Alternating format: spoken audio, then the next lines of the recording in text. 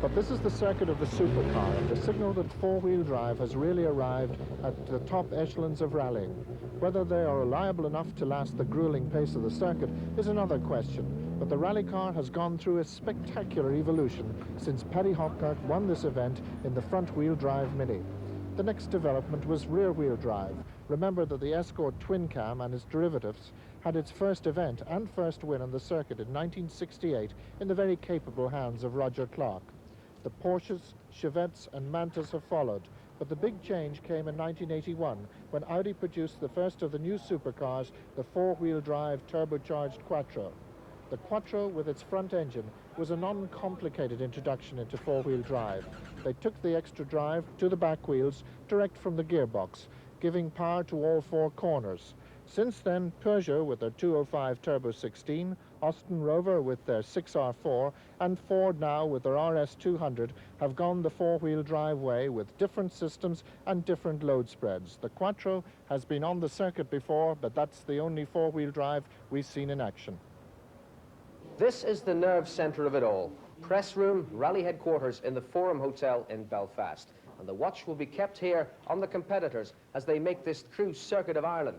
1,534 miles, a grueling test of men and machines. And just to give you an idea, if you set off from here in your car, by the time you've clocked up that kind of mileage, you'd be in the south of Spain. Well, of that total, 605 miles are in 51 special stages, which in terms of the European Rally Championship makes the Circuit of Ireland the longest one of all. That's in terms of special stage miles. Now, the competitors, the crews, have had the chance to check over those 51 special stages at normal speeds, making what they call pace notes. Those pace notes will become vital when the rally starts in earnest tomorrow morning. Just think back to last year. This is how it was with Billy Coleman and Ronan Morgan. And long quick right, 200. Quick left over bump, 1/2. Slight left, 300. Easy bump, 200 kink. Easy right over bumps, 300. Long mid left, tightens, 200. Mid left, 80.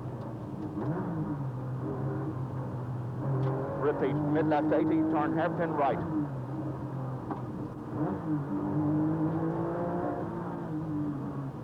.200 kink. Okay. Fast left 80, K right, bad bump, square left.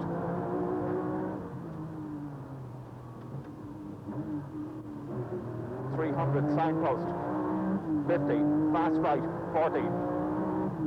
Long fast left, 100.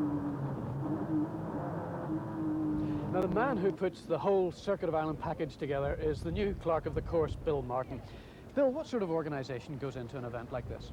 Well, basically this is the culmination of 13 months' work. We've in fact started planning this year's event before we ran last year's. I'm very lucky to have a sound team of 12 or 15 people around me as the organising committee. But we've overall some 1,500 marshals and officials operating on the event. And all of them unpaid, acting as volunteers, simply for the fun of the sport? Simply for the fun of the sport. They're getting no payment whatsoever for their task. Now, marshals have a very vital role throughout the whole circuit, the 5 days of the event. More than ever before, our minds are concentrated on safety. What special precautions, if any, have you taken this year? Well, we have tried to educate the public into the dangers of the sport. It's something that has been emphasised with recent events both in Galway and Portugal, and through the media, and through posters and advice given out on the event. We're trying to educate the public to the dangers, and the best advice that we can give anyone is to obey the marshals. They're doing the job voluntarily, and they're not going out there to spoil anyone's fun. They're going out there purely to keep the event safe and keep the spectators safe. Do you think the message is getting through? Tomorrow will tell us. I sincerely hope so, but any members of the general public, the non-rally public that I've been speaking to recently, seem to be getting the message. They've commented on the coverage that it has been getting. The spectators themselves are going to ruin the sport if they don't learn to stand in proper places and stay well clear of the cars, because these cars are getting quicker and quicker, and when things go wrong, they go wrong in a big way. Definitely the most important thing is that when you have a long straight and you come to the junction and you say the road still carries on straight, but we have to turn, say, left, we want that next 50 yards at least to be free without any spectators, because if the brakes fails or something like that can happen, then we want to have escape road. Don't rely on the driver and the car being 100%. The driver can make mistakes and the car can break down or have faulty brakes, as they've seen in the past. The future of rallying is in the hands of spectators. We've seen the problems that have happened in 1986 on some rallies, and I hope that in 1986 on the Circuit of Ireland we can have a very safe event, and I think that particularly means spectators not standing in escape roads. It's most important, and the future of rallying is in spectators' hands. Think about the car which is maybe going 100 miles an hour and suddenly losing its brakes, you know, where it will end up. It's always outside of the bend, and so be inside of the bend and don't stay after the jumps and this kind of places, because their driver maybe lose the control of the car, and you know the car doesn't stop in next 100 meters. It will go, I'm sure, to 250 meters, and so you have to be very careful, well off the road when we are coming. The rally is enjoying unprecedented popularity, and it's one of the great sporting events on the calendar. We want to keep it that way, and I would earnestly ask all people that while we want them to enjoy themselves, for heaven's sake, listen to the marshals, stand well back from the cars and give the drivers a fair chance. The drivers, of course, are the people who really know what's involved, and they are the ones who are most concerned about safety. Believe it or not, there are still some people who appear not to have got the message about that yet. For our part, we cannot emphasize this aspect of rallying enough. We had our own experiences last year on the rally, some of them highly dangerous, but none more graphically illustrative of the problem than the incident which befell one of our leading drivers, Bertie Fisher, in the recent Galway rally, an incident which led to his premature retirement from the sport and which was graphically captured by the in-car camera. 100 rest at the turn square right, Narrows.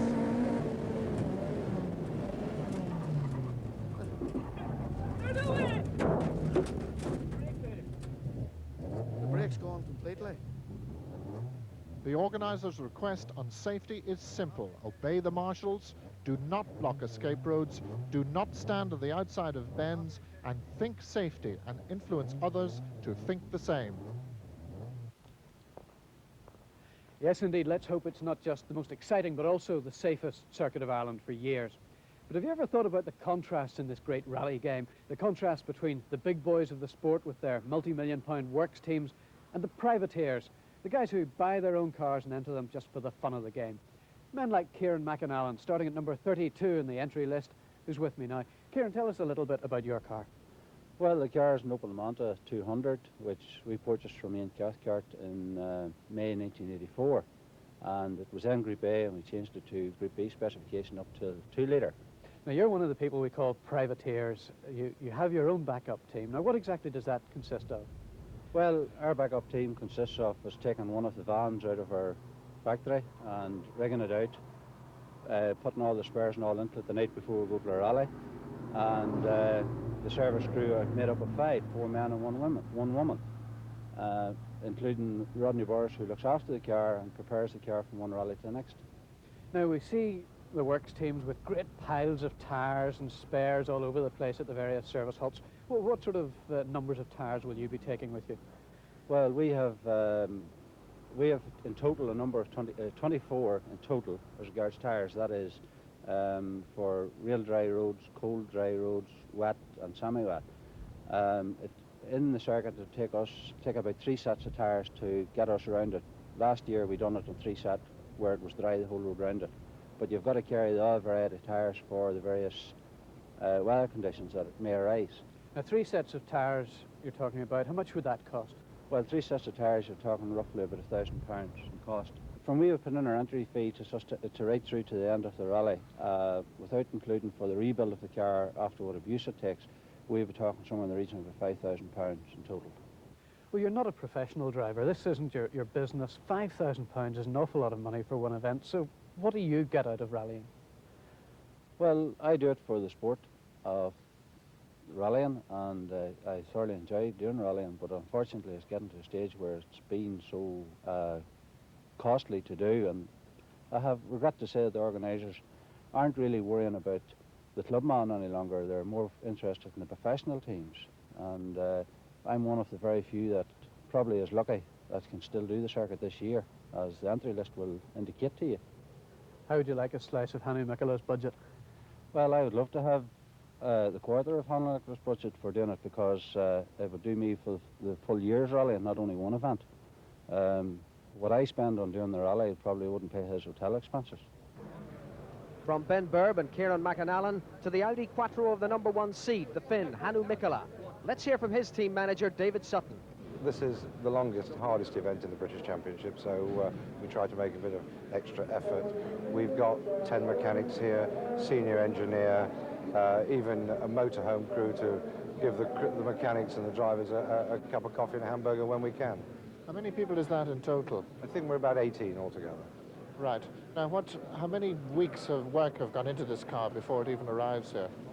We have spent something like 500 man-hours preparing the car for this event since its last event. The other quantity, of course, is tyres. You must bring an enormous amount of tyres for this long rally.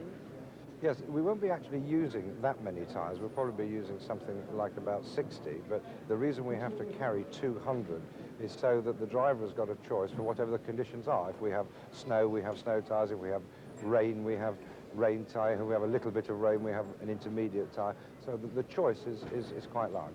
Well, the Michelin representative has told us that's equivalent to about 24,000 pounds in tyres alone. Yes, I would think that's pretty close, yeah. In your preparation for the event, did you, in wrecking the event, did you have a support crew with you for that? No, we were using just the normal Audi Quattro, so we don't need really mechanics with us. And here we had just time to go over the stage and check the notes, and you know, it's a strict speed limit, so we don't need special cars for doing the practice. It's certainly the most expensive event in the championship, because it's also the longest as well. The special stage mileage alone is over 600, which is longer than on quite a few World Championship events.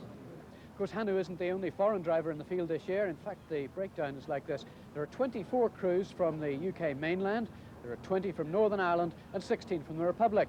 Then after that, there are 4 from Finland, 2 from Norway, and 1 each from Sweden, from the Isle of Man, and from Qatar and the Gulf states. That's Saeed El Hajri, of course. As far as cars are concerned, well, there's just 1 escort in the rally this year, but there are 4 of the new Metro supercars. There's Mikkola's Quattro, of course, and the very fast T16 Peugeot of Michael Sundstrom. But for many fans, they'll only have eyes for 1 car, the RS200 from Ford, a supercar which marks Ford's comeback to the Circuit of Ireland rally. Could it really be 8 years ago that they last won this event? Yes, 1978 was a year when Easter came early too, and weather conditions on the opening day were dreadful, to say the least. Then, as now, the Ford competition manager was Peter Ashcroft. Well, it started rough for us. Russell went off on the first stage, as you probably know, and then Hannu went off on the 4th stage, and now I believe Hannu's in trouble already on the last stage. I believe he stopped in the stage somewhere, so the Circuit of Ireland rally for us this year looks to be starting pretty rough. Russell Brooks was not first on the road, but he was fastest. He set a pace that was impossible to match.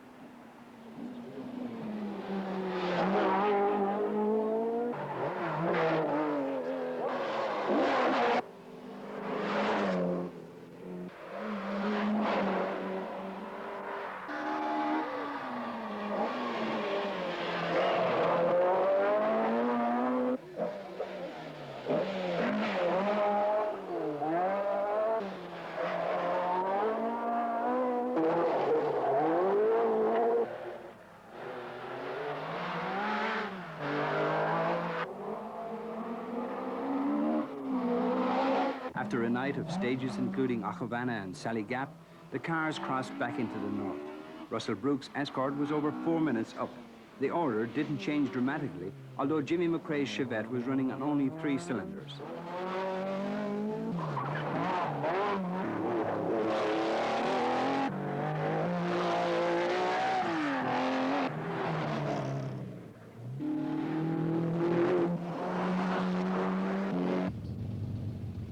Yes, Russell Brooks was the winner back in '78.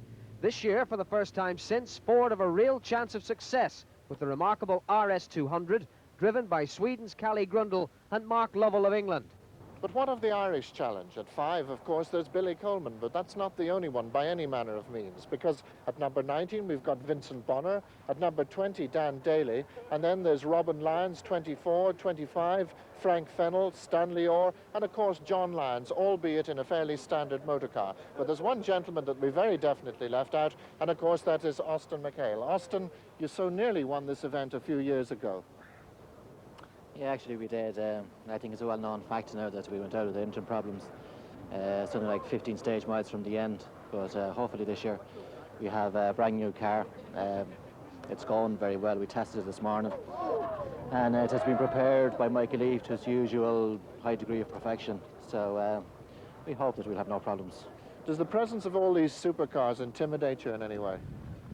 Not really. In Ireland, I think that the stages are very rough, as we are after doing the pace notes. We find that they're very bumpy in that. And with four-wheel drive cars, I don't think that they particularly like to be landing on one wheel and four wheels driving. So hopefully the two-wheel drive cars will be that little bit more reliable, and it might make the deciding factor in the end. Well, any particular plans for the event? How are you going to pace it? As I said, it's a brand new car, and I've only driven it for about 10 minutes this morning, and I've been taking it easy at the start. But we'll quicken up then, you know, after the first few stages, and we'll play it by ear. And that's our preview. We hope you've enjoyed it. The Rothmans Circuit of Ireland 1986 gets underway in the morning. Now, last year, you may recall, it was McRae from Brooks from Fisher, an Opel Manta 123, with Billy Coleman in the Porsche back in 5th place. I wonder who'll be on the board beside me this year. Will it be a two-wheel drive winner, or will the mounting challenge of the four-wheel drives finally materialise? Will an Audi or maybe a Metro, Peugeot or a Ford take the honours in the circuit this year? It certainly promises to be quite a rally. It lacks nothing in status. It's a qualifying round in the Irish, British and European Championships. There's certainly a lot to look forward to over the Easter weekend, and we'll be covering the rally every day with a programme on this channel each night, reporting on events as they unfold. Certainly worth looking forward to. We hope you'll enjoy the pleasure of your company. There'll be action like this to enjoy.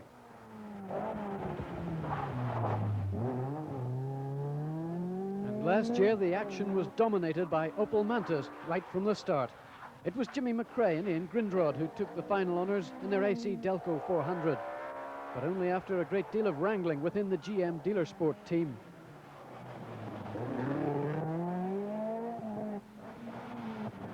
This was to be McRae's last circuit in the Opel, in spite of his 4th Circuit of Ireland victory. This year, he spearheads the four-wheel drive challenge of the Metro 6R4s.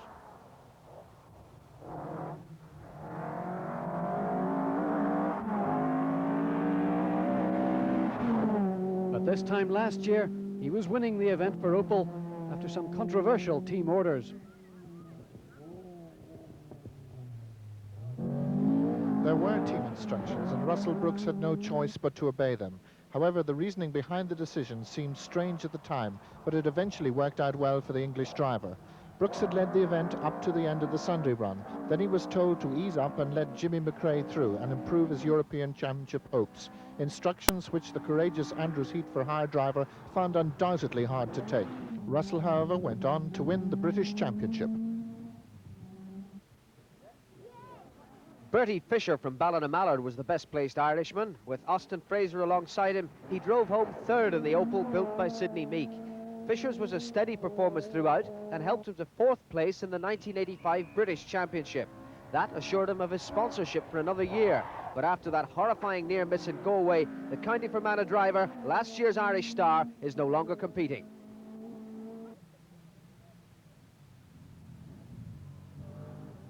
The two-car Rothmans Porsche team completed last year's top 5, with French ace Bernard Beguin bringing his car home in 4th place on his first visit to Ireland.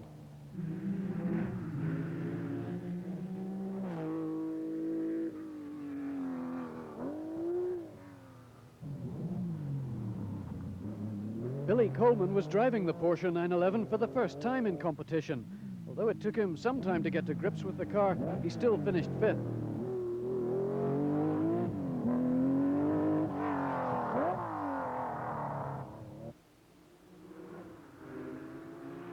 And the in-car camera provided a real driver's eye view of the event, as indeed it will again this year.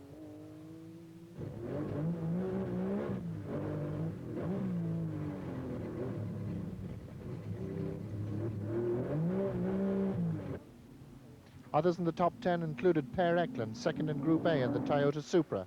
David Llewellyn, only the second man to finish the event in a four-wheel drive car. He drives the Metro 6R4 this year. And Cyril Bolton, who came home in the Manta 400 to lead the STP Tarmac Championship.